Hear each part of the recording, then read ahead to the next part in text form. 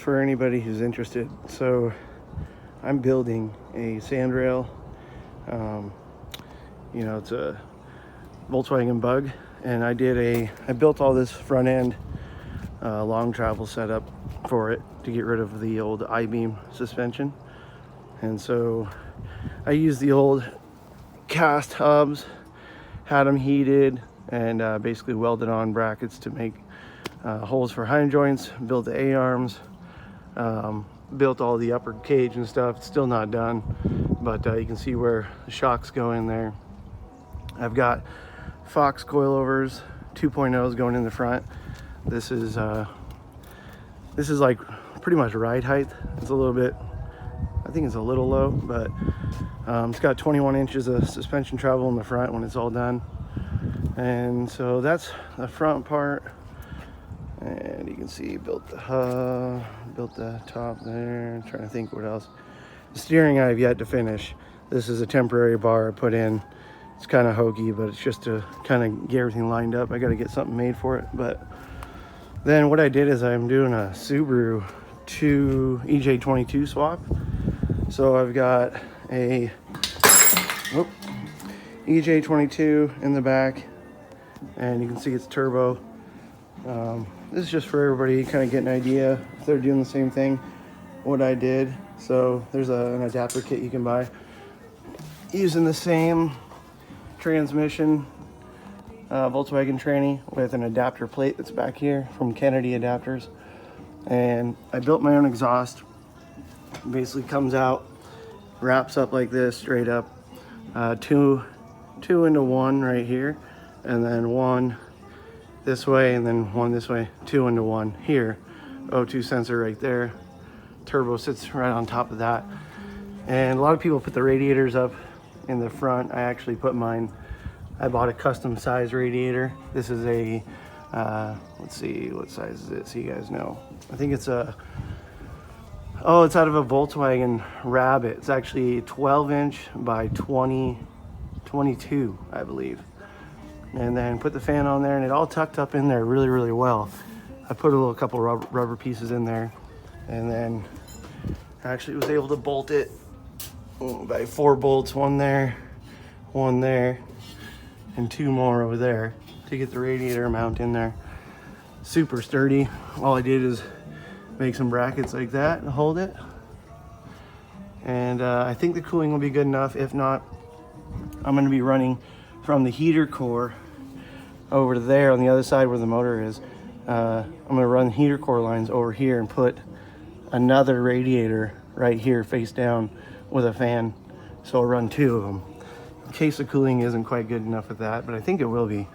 But that's a really good idea because it gets everything out of the way, and you don't have to have cooling lines all the way up in the front. It's kind of dumb. And also on top of that, having it back here, you won't get any heat in the cab. You know, if I'm running this thing in the dunes, you know, you don't want any heat in the cab. It's already going to be kind of hot. So let's see what else. For throttle cable, basically I just have a little spring for extra resistance here. This is the original Subaru cable, and I just cut it and then built a bracket right here that bolts onto the intake, and then just 2 cable connectors here. That's all it does. And that's the original Volkswagen pedal from in here. As you can see, that style, you know, old school stuff. And yeah, this is coming along, but I still got some stuff to do. I'm building, the cage is coming around the back like this with an intercooler, and then, you know, turbo piping come down and through that and up into the cab. And then the intake, you can see, is right here underneath this radiator. So just enough room for me to put a pipe on there, and I'm drilling a hole sawing a hole through here because the intake's going to go through the cab. I mean, into the cab, and then back out down here out of the hole and to the intercooler, which is going to be somewhere over here. So that should work out pretty good. I don't have a wideband put in. I'm only going to be running like 5 to 7 pounds of boost.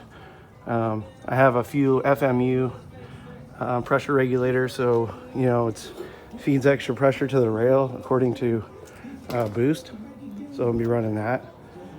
And as far as wiring goes, I know a lot of you guys are having headaches with doing the Subaru wiring conversion. You know, taking it out of the car and having it done. But I just took it out and I had it sent in. I mean, look at this. I sent in the Subaru wiring from the car, which was just a whole bunch of wires. And I sent in the computer, you know, and all the wiring in a box to Subaru, which this is a plug for them. And came back and I think it was like $400, something like that, maybe a little bit less. But you know, I tried to get into it and do the wiring myself, and it was just overwhelming. So I was like, you know what, save me some time, send in the wiring and get it done. And it comes back, everything is labeled. You got, you know, for key, fuel pump, alternator, you know, all your accessories, whatever, oil temp, all that stuff. So it's definitely worth it. I mean, it's awesome. Anyway, so this is my little project. It's coming along. And, you know, it's gonna have some horsepower, I know that. And it's gonna be pretty dang fun. And these are the shocks. Here are the Fox shocks I'm running. 2.0s with 350s and I think 275s. Yeah, that's right. 275s and 400s. So 275 for the ride and some 400s for like impacts and stuff like that. But should turn out pretty good. Yeah, stay tuned. I'll show you some more updates as I go. I got Razor seats that are going in it. Did some brackets. Well, I have some brackets that I got from a Honda Civic that I'm going to put in. And then some new 5-point harness seat belts. And stereo, all this stuff that's going in. So stay tuned and watch and enjoy.